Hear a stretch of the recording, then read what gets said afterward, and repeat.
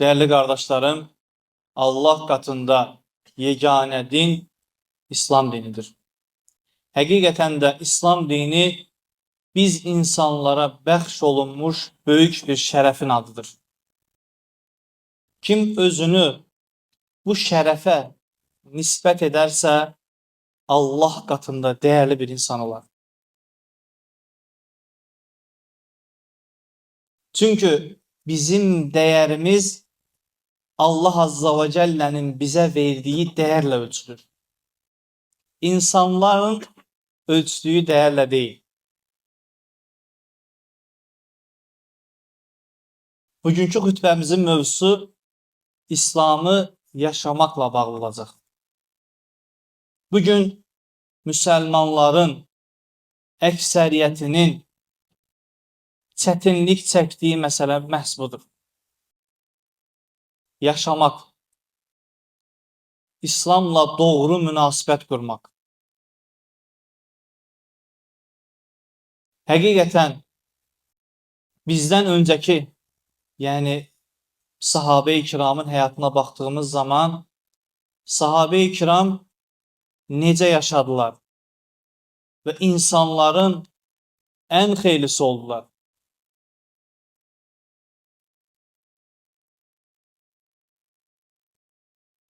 Biz bunu özümüzə sual verməliyik. Necə oldular? Onlar belə dedilər: Səmi'nə və ata'nə. Eşitdik və itaat etdik. Yəni Allah Azza və Cellə'nin kitabına haqqı ilə sarıldılar. Allah Azza və Cellə'nin əmr etdiyi hər şeyi etməyə çalışdılar. Çünkü onların muallimi Muhammed sallallahu aleyhi ve sellem'dir. Onlar Muhammed sallallahu aleyhi ve sellemin məktəbində yetişmişdilər. Ve bunun için de onlar insanların en xeyirləri oldu. Biz ne kadar çalışsak da sahabe-i kiramın mərtəbəsini çata bilmirik. Doğru düzgün yaşamak ilk önce niyetle başlayır. Doğru niyet. Çünkü niyetin doğru olarsa hedefe çatma imkanın bir o kadar çoxalır. Yani qəlbini düzəldəcəksən. Allah Resulü Aleyhisselatü Vesselam buyurur ki: Ələ innə fil cəsədi mudğətən.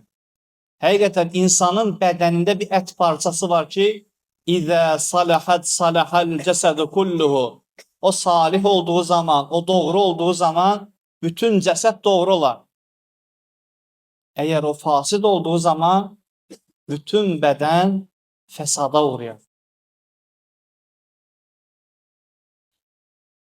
Deməli, qəlbimizi Allah'tan başkasına bağlamamak, onun rızası için yaşamak, onun əmirlərinə qeyd şərtsiz tabi olmaq, qadağalarını isə səmi'nə və ata'nə deyib keçmək. Yəni eşitdik, itaat etdik. Allah bunu bize haram etdisə, bunda bir hikmət vardır. Allah Azza ve Celle bizlere neyi emir ettisə, kardeşlerim, bizim faydamız üçündür. Ağlımıza ne gelirse, zinanı mı qadağan etdi? Bize görədir. Faizi mi qadağan etdi? Bize görədir. Yalanı mı qadağan etdi? Bize görədir. Bütün günahlar biz insanların insanlıktan çıkmaması üçündür. Yani fitretimizin pozulmaması üçündür. İslam'ın güzelliklerini insanlara çatdırmaq üçündür. İkinci məsələmiz, niyetimiz, qəlbimiz doğru olduqdan sonra niyetimizi əməllərimizə tökmək. Bildiklərimizi əmələ tökmək. Biz bəlkə də bugün kardeşlerim sahabe-i kiramdan çox bilirik. Bildiğimiz sureler sahabe-i kiramdan çox ola bilər. Elə sahabe olmuş ki 5-10 sure bilmiş. Ama en az kardeşlerden sorursam 12, 15, bəlkə Quran-ı Kərimi əzbər bilənlər var aramızda. Onlar yaşamağa çalışdılar. Ən çətin məsələ budur. Bildikləri ilə əməl etmək məsələsi.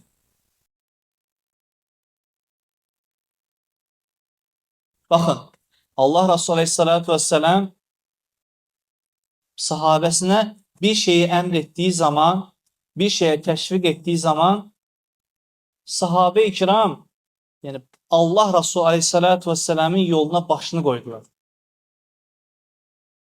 O qədər Allahın rızasına həris idilər ki, onları nə dünya, nə də valideynləri, yaxınları heç nə düşünmür. Onlar sırf Allahın rızasını necə qazana bilərik? Allah Azza və Cəllənin rızası hansı əməldə gizlidir? Bu iş üçün çalışdılar. Əməllərimizi doğru etmək, düzgün etmək bizdən tələb olunan məsələlərdən biridir. Ona görə Rəbbimiz buyurur ki, Allaha ölüm gələnə qədər ibadət edin. Əməllərimiz son nəfəsə qədər olmalıdır. Ondan sonra əməllərimizin bəzəyi olan ixlas. Bugün çatışmayan məsələlərimizdən biri də əməllərimizin olması, amma tam deyil. Yəni ixlassız olması. İxlassız olması nə demək? Bəzi əməllərimizin göstərişli olması deməkdir.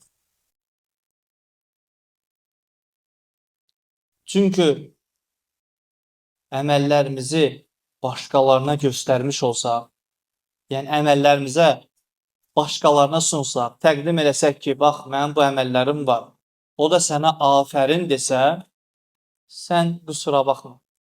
Gördüyün işi insanlara təqdim etdin.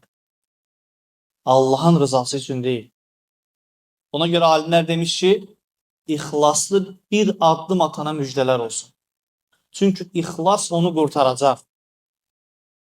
İxlas Allaha səmimiyyətin adıdır. Etdiyin əməli, gördüyün o əməli Allahdan başqası bilməsinə ehtiyac duymamağındır.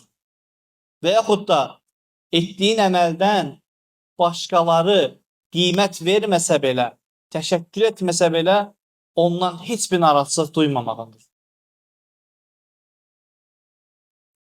Ondan sonra isə sabit qalmaq. Bugün sabit qalmaq çox çətin bir məsələdir. Allah Resulü Aleyhisselatü Vesselam bizim dönəmi görmüş kimi axır zamanda imanı əldə tutmaq, kömürü əldə tutmağa bənzətmiş. Bir qaynar, qızğın bir kömürü əlimizdə nə qədər saxlaya bilərik? Çox az bir müddət. Elə deyilmi? Onun üçün də Allah Resulü Aleyhisselatü Vesselam'ın ən çox oxuduğu dualardan biri də buydu ki, ey Rəbbim, qəlbimi dinində sabit et. Allah Azza və Cəllə bizlərə sözlərin ən gözəlinə tabi edənlərdən eləsin.